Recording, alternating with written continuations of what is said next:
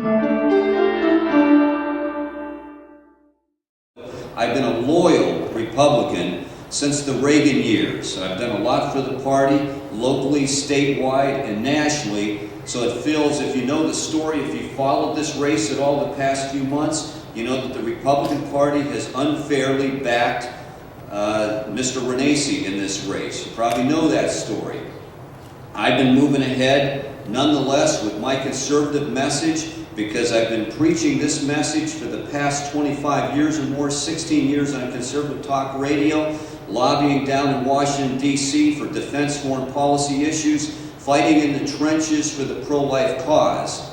And before I go any further, I'm going to bring something up because I've been receiving tons of calls this week from concerned pro-lifers who know that I've been in the trenches for them since 1986. They say, Paul, you've been fighting for the cause, you gave blood for the cause. I've been arrested more than 7 times for the pro-life cause with Operation Rescue. I was director of Cleveland Right to Life, and a ton of other things you can check on the website. I bring this up because Mr. Renacci, who's never done anything for the pro-life cause, was in a bizarre situation this week, endorsed by Ohio Right to Life PAC.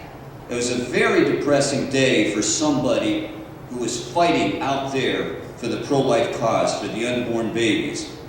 And some people may think, well, you sound a little jealous there. Well, no, it's not jealousy. It's the fact that when you're out there fighting a battle for many years, and you see that one of your opponents, and I've gotten to know Mr. Renacci pretty well, battling it out on stage for the past 5 months or so, it is very distressing to see a leader, an institution like Ohio Right to Life, backing a guy who's never given an ounce of blood for the cause. And I tell you what, as a candidate for U.S. Congress, I am very much against that mentality. Are you sick and tired of the establishment Republicans dictating to you who you can or cannot vote for? And what about groups like Ohio Right to Life and some of the other so-called conservative groups who are caving in, who are selling out to the establishment candidate? One more thing on this issue, because I do believe, truly believe, that this is the essence of what we're up against. One of my friends, going back 30 years, who used to watch me get arrested outside of these abortuaries. I call them abortuaries because clinics heal. These are not abortion clinics, they're abortuaries. One of my buddies, very distressed, called up. His name is Brett. He said, Paul, why on earth did Ohio Right to Life endorse Jim Renacci? I said, you know, why don't you make a call down there and let's find out. Let's see what they say. So he called and got a hold of the director of Ohio Right to Life, who basically said, gave him a lot of nonsense about, well, you know, it was a tough decision. My friend said, let's cut through all the bull. Let's cut through this fog of lies. You just tell me, be up front. You claim to be a Christian, you claim to be a pro-family guy, you tell me. He goes, look, if you want to know the truth, the bottom line is we got behind Renacci because he's backed by the Republican Party and he's got the money. And we think he's the only one capable of winning in the fall. I hear this so many times. It's about the money. It's about the money. What about principle? What about the ideals that we have been fighting for in the trenches? I don't know how long any of you out there have been fighting against taxes, against government regulations, for the pro-life cause, for a strong defense. By the way, we see our national security this past week being even whittled away even more frivolously. We are in deep trouble when we have the President of the United States agreeing to give up 1/3 of our nuclear arsenal and believing that you can deal with Putin and Medvedev. I tell you what, Ronald Reagan is rolling over in his grave right now. Everything that Reagan fought for, standing up to the Soviet Union, ending the Cold War, giving blood himself to end the Cold War, this man, President Barack Hussein Obama, I get criticized, by the way, you can't be saying that word, Hussein. Well, why not? That's his middle name, you know? But anyway, look, if you understand what's happening to our country, we live in serious, perilous times, probably the most dangerous times that we've confronted since the Civil War or beyond. And I read a lot of books. I had to, doing talk radio. That's one of the best parts of my life, is interviewing good men like John O'Neill and others in that cause. And I tell you what, I am the real, true conservative. It's not just rhetoric.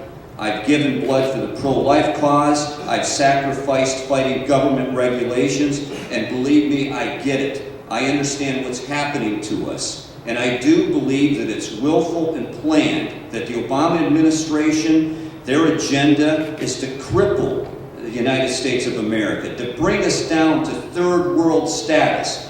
You don't have to believe in conspiracy theories to see that. And I'm not a conspiracy theorist. You just look around for all of those that have eyes to see and ears to hear. Look at what's happening. Losing our jobs by the millions overseas to Red China.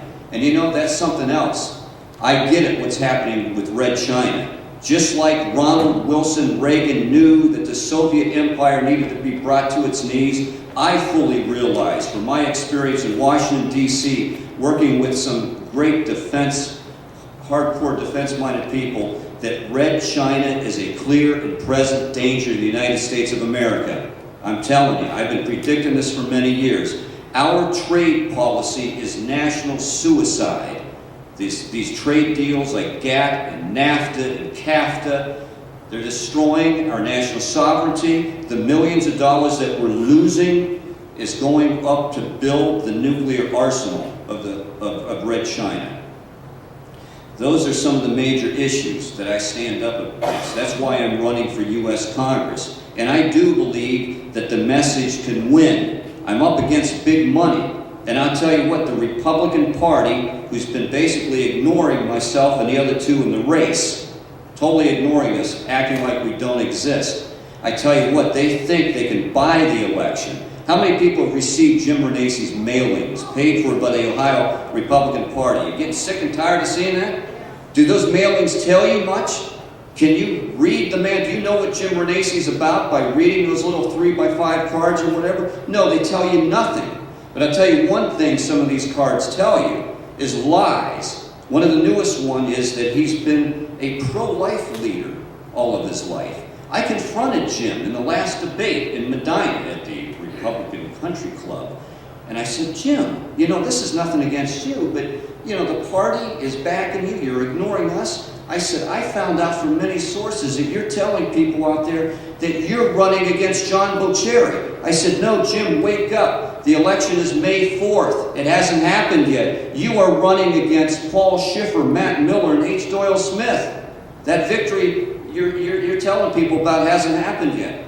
Folks, I need your help to win this election. And we've been running things the good old-fashioned way, hitting the dirt, shoe leather, going door to door. Yeah, we don't have thousands of dollars for those fancy cards, but I've got the truth, and I've got a message that is basically to revive the spirit of 1776. We need to start looking backwards to our founding era and the wisdom of John Adams, Thomas Jefferson, George Washington, and others, and fully realize that in order to win back our country, all of us need to fight harder and longer. And it may take more sacrifice. Running for Congress is a sacrifice. Showing up at these meetings and listening to would-be politicians drone on is a sacrifice. But I tell you what, we all need to sacrifice more. I'm going to win this, and even if I lose, I'm not planning on losing this, but if I lose, I'm going to continue to fight this cause. We win by more people showing up at the polls. We can beat the money. Don't you agree? Let's be optimistic. We can beat the money machine. Okay? And another thing, too, I've never said anything negative about Mr. Renacy, and I confronted him after the debate. I said, you know, start telling your people to stop spreading lies about me, and there's been a lot out there. One of the most recent ones, and I think it's humorous, I told John O'Neill when I picked him up at the airport, is, he said, Schiffer doesn't know the Squid Boat veterans. He's a liar. He's not going to bring in John O'Neill. Those are the kind of lies. Well, look at John. Is this a fantasy or is John O'Neill here?